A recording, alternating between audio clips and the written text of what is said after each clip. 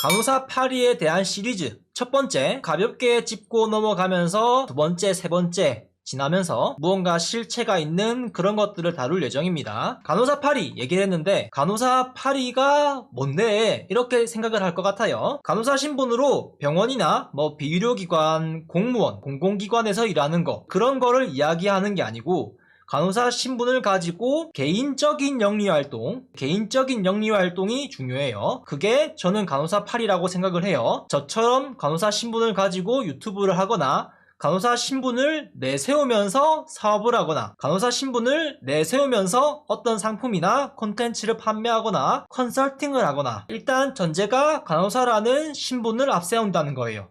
왜?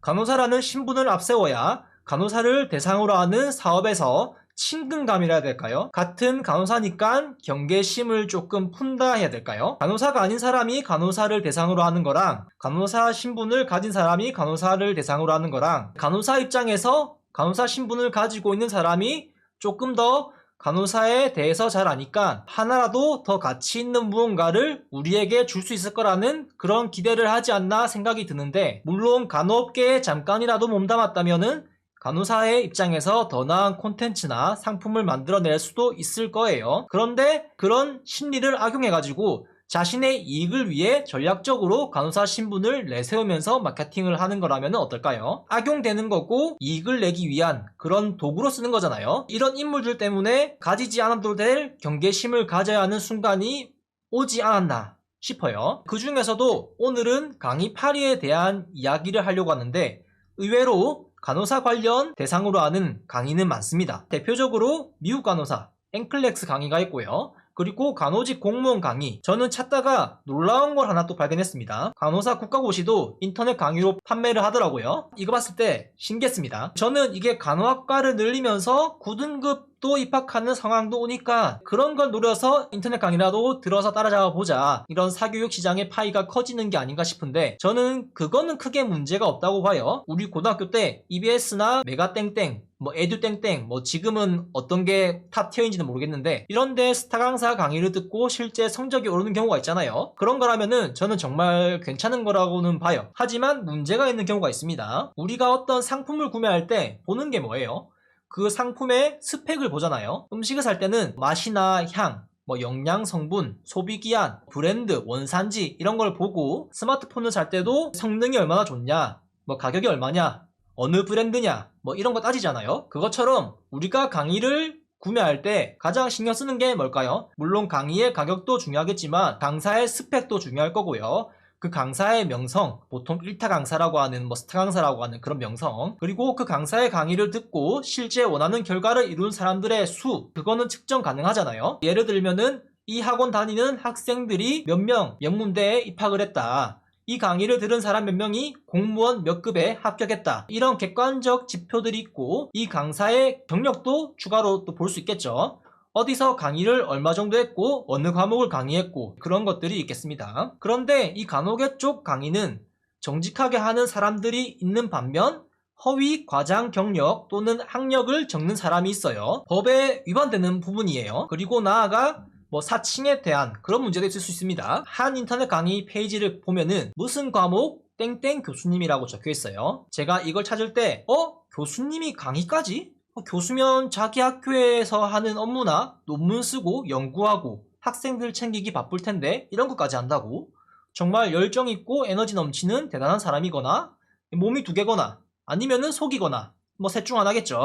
그래서 경력, 학력 페이지를 보니까 텅 비어 있어요. 그리고 교수라고 하기에도 너무 젊어요. 젊은 교수님도 계시지만은 너무 젊어요. 경력도 없는 거 보니까 이건 좀 뭔가 이상하다. 땡땡땡 강사라고 적혀있으면은 납득을 하겠습니다만 교수님이라는 호칭을 붙이는 거는 이제 허위 과대 광고가 아닌가 싶더라고요. 또 사칭의 문제도 있을 거고요. 예전에 카이스트 교수 사칭해가지고 처벌받은 사람도 있어요. 그리고 이 사람만 그러냐?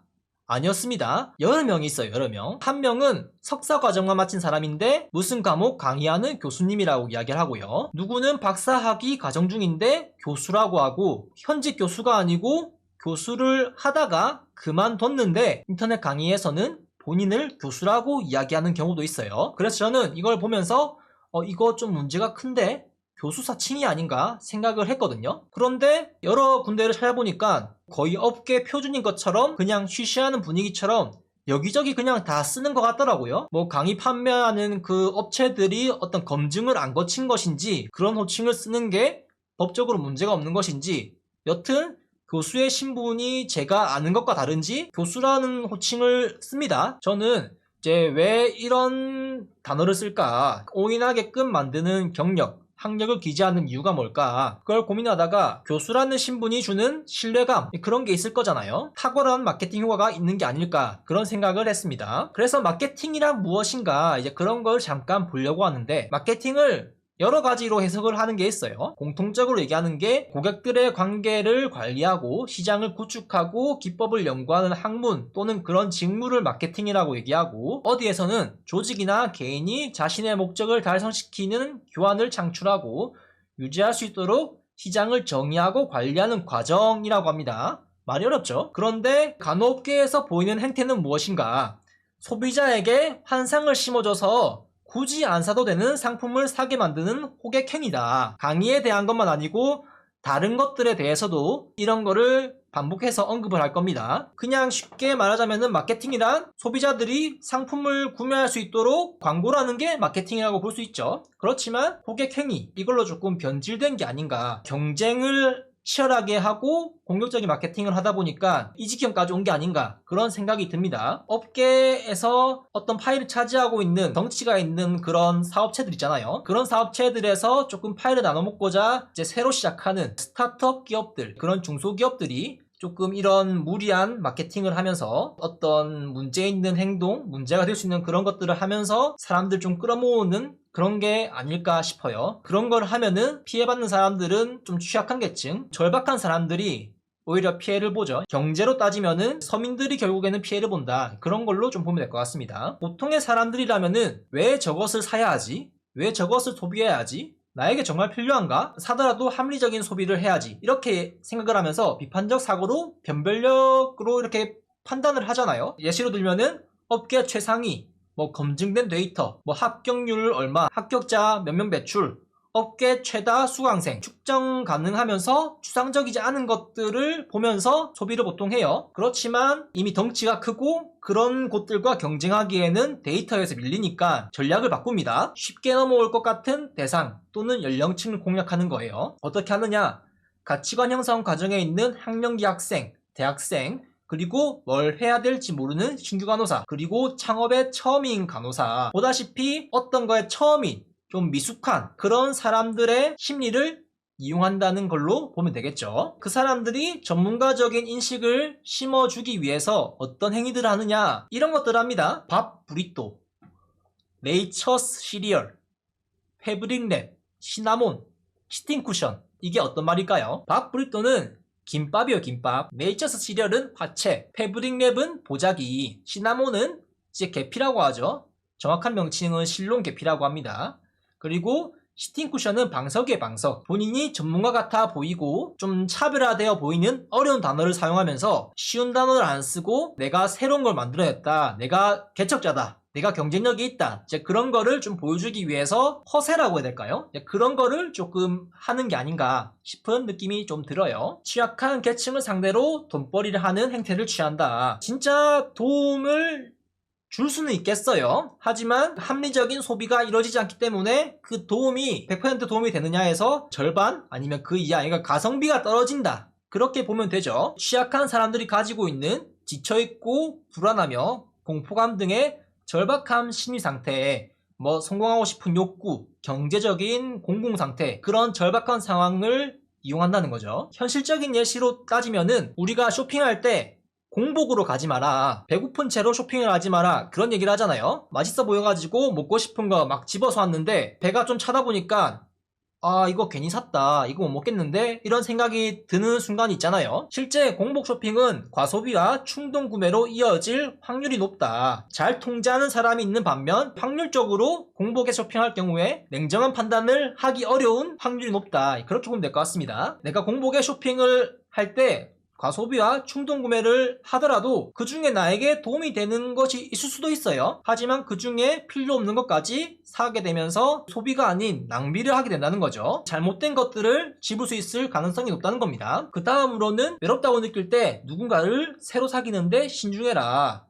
왜냐면은 잘못된 상대를 고르게 될 것이기 때문이다. 사람은 절박할 때 필요한 것이 아닌 원하는 무엇이든 짓게 된다. 그런 얘기가 있습니다. 내가 외롭다고 아무나 만나고 사귀고 하면은 그 만남이 건전한 만남으로 이어질 수도 있겠지만은 잘못된 상대를 고를 가능성이 높다는 거죠. 당장 내가 외롭고 이 사람이 옆에서 나의 외로움을 채워주니까 이 사람이 나쁘더라도 선택을 할 가능성이 높다. 맞아요. 간절할 때가 위험해요. 이제 요즘 뭐 경기가 침체되고 대출 빚이 얼마다 막 이런 얘기를 하는데 옆에서 고객님 대출 해결해 드릴 수 있습니다. 저희가 하는 대로 하시죠 하면서 이렇게 대출 사기 그런 걸 당하는 사람들이 많잖아요. 그런 거라 보시면 돼요. 그런 이제 간절하고 절박한 상황을 이용해 가지고 그런 심리 있는 사람들은 도와준다고 얘기하면은 쉽게 믿는 이제 그런 부분이 있을 수 있어요. 무언가 결핍되어 있고 욕구가 충족되지 않는 취약한 대상으로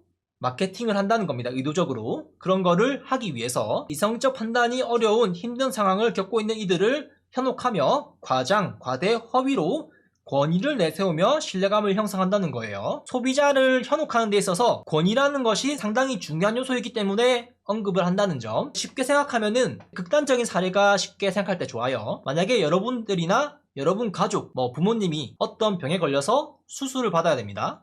그런데 그 수술에 권위자라고 하는 의사가 있는 병원에서 받을 건가? 아니면은 그냥 되는 곳 아무 데서나 받을 건가? 그런 고민을 할 수 있겠죠. 개개인의 사정에 따라 다르겠지만 되도록이면은 수술에 권위자가 있는 곳에서 받고 싶겠죠. 쉬운 예시로 보면은 지방에서 수도권 빅5 병원으로 환자들이 몰리는 이유도 그런 맥락이라고 보면 될 것 같아요. 그만큼 권위라는 것이 소비자가 선택함에 있어서 어떤 가치 판단의 기준이 된다는 점, 이제 그런 요소가 존재해요. 그래서인지 강사라고 본인을 칭하지 않고 교수라고 소개를 하면서 이야기하는 모습들이 보입니다. 진짜 교수라면은 상관이 없겠지만은 아까 얘기했다시피 교수의 신분이 아님에도 교수라고 이야기하는 모습들이 많이 보입니다. 그걸 보는 어린 친구들, 신규 간호사나 그 콘텐츠를 구매할 대상들, 와, 교수라고 하니까 저 사람이 하는 말은 맞는 말일 거야 하면서 비판적인 생각을 못하고 여과 없이 그대로 수용을 하는 겁니다. 저같이 의심이 많은 사람들은 저 사람 진짜 교수야? 그런 생각을 하지만 보통은 그런 생각을 잘 안 해요. 교수겠지. 그렇게 생각을 하거나 아니면은 영상이나 사진들에서 자신이 교수로 활동하는 것처럼 보이는 그런 것들을 올리면은 소비자들은 의심을 하지 않겠죠. 쉽게 말해서 이런 거예요. 요즘 성공팔이라고 해서 이슈가 크게 나고 있는데 이제 성공한 사람의 척도가 뭐냐. 보통 진짜 부자들은 자신이 돈이 많은 티를 잘 안 낸다는 이야기가 있어요. 적당한 브랜드의 옷을 입고 막 명품 막 하는 그런 사람들이 있긴 하지만은 보통은 안 그런다는 이야기가 있어요. 그런데 이제 사람들에게 본인이 부자인 것을 보여주려면은 할 수 있는 행동이 부자가 돈이 많은 거잖아요. 돈 많은 거를 증명하는 게 뭐가 있을까? 이제 그 많은 돈을 쓰는 거를 보여주면은 사람들은 부자라고 생각을 하겠죠. 부자가 아니라면 사기 힘든 고급 외제차를 사고 명품 옷을 입고 부자가 아니라면은 살기 힘든 그런 아파트, 그런 주택, 그런 곳에서 살고 그런 거를 보여주면은 보통은 저 사람 부자구나, 성공한 사람이구나. 하지만 요즘은 그런 수법이 어떻게 이루어지는지 어떻게 속이는지 다 들통이 나가지고 점점 깨닫는 사람이 늘고는 있어요. 그런 것과 비슷하게 하는 부분이 있는 것 같습니다. 이 간호 쪽에도 교수라는 권위가 주는 광고 효과가 탁월하고 자신이 교수를 사칭한다는 의심을 사지 않기 위해 교수로 활동하는 모습을 보여주거나 어떤 장치들을 마련해 놓겠죠. 아니면은 그냥 강의 중개 플랫폼이라고 하고 그 사람에 대한 검증은 우리 책임이 아니다. 구매한 당사자와 강사랑 둘이 합의를 바라면서 책임 떠넘기는 이제 그런 경우도 있습니다. 하지만 조금만 시간을 내보면 바로 들통이 나긴 해요.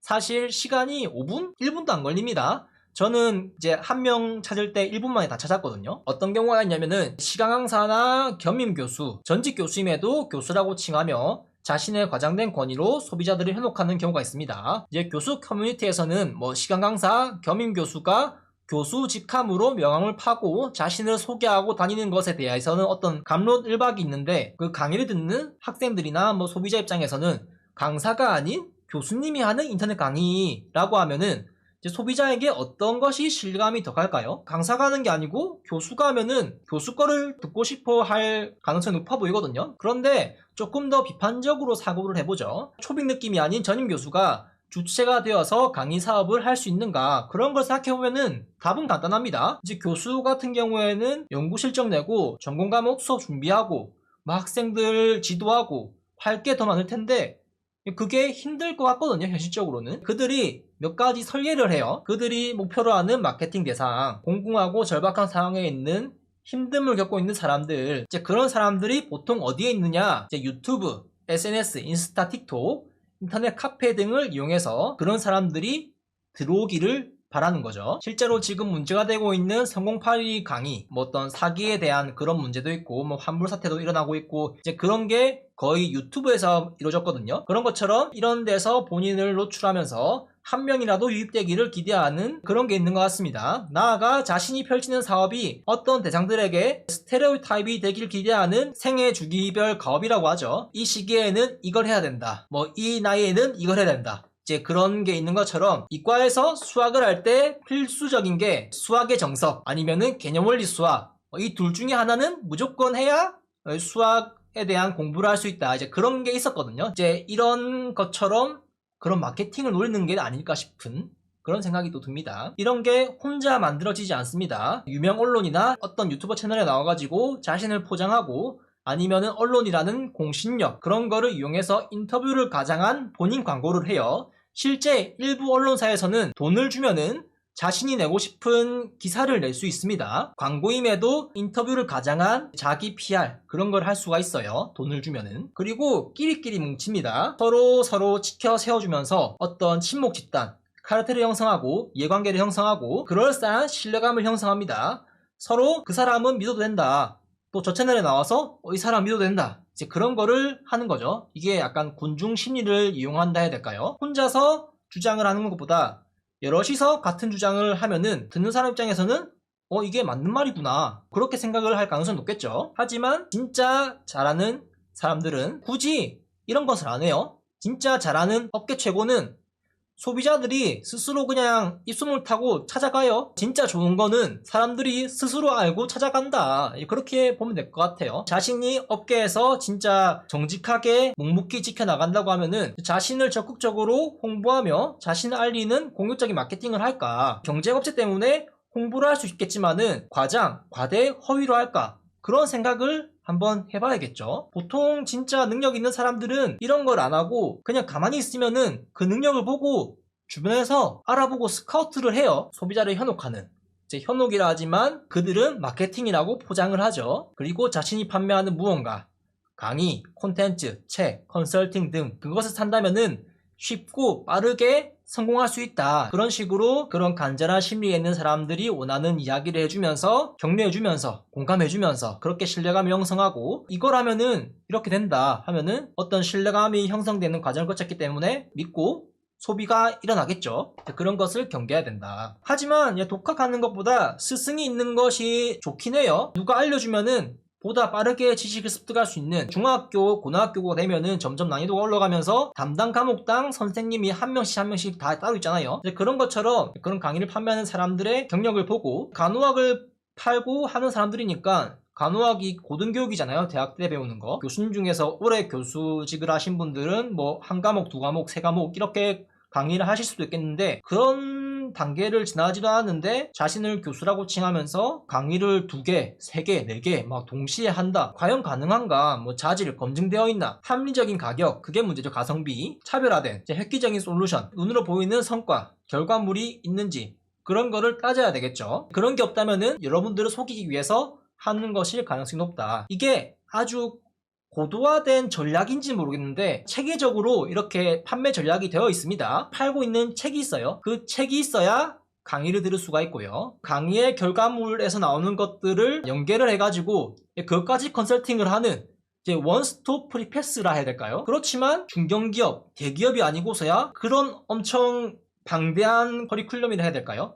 그런 것들을 다 전담해서 전문적으로 할 수 있나, 그런 거를 조금 고민해보면은 합리적인 선택을 할 수 있지 않을까 싶어요. 제 개인적인 생각은 그렇습니다. 전문가가 수강생이라고 하면은 그 학문을 배우는 단계니까 초심자라 봐야 되겠죠. 전문가가 초보를 교육하는 것이 아닌 초보에서 갓 벗어난 사람 또는 중수가 이제 겉핥기식으로 그럴싸하게 전문가를 모방하여 교육하는 행태라 해야 될까요? 우리가 전문가라 부르는 사람들은 진짜 교수님들, 그런 분들이 전문가고 고등교육에 대한 학생들을 이제 가르치는 그런 거라 보는데, 그런 과정도 없이 본인을 교수라고 칭하면서 사람들을 현혹하는, 오인하게 만드는 그런 식으로 해서 소비를 유발하게 하는 그런 거를 조금 경계해야 한다. 저는 그런 걸 좀 말씀드리고 싶고, 간호사 파리에 대해서 첫 번째 이야기를 했는데 앞으로 다룰 게 많습니다. 일단 여기저기 제가 자문을 구한 게 또 있어요. 이제 그거에 대한 회신이 오면은 앞으로 콘텐츠를 조금 더 이렇게 꾸려나갈 건데, 여러 문제가 있습니다. 특히 SNS, 틱톡이나 인스타,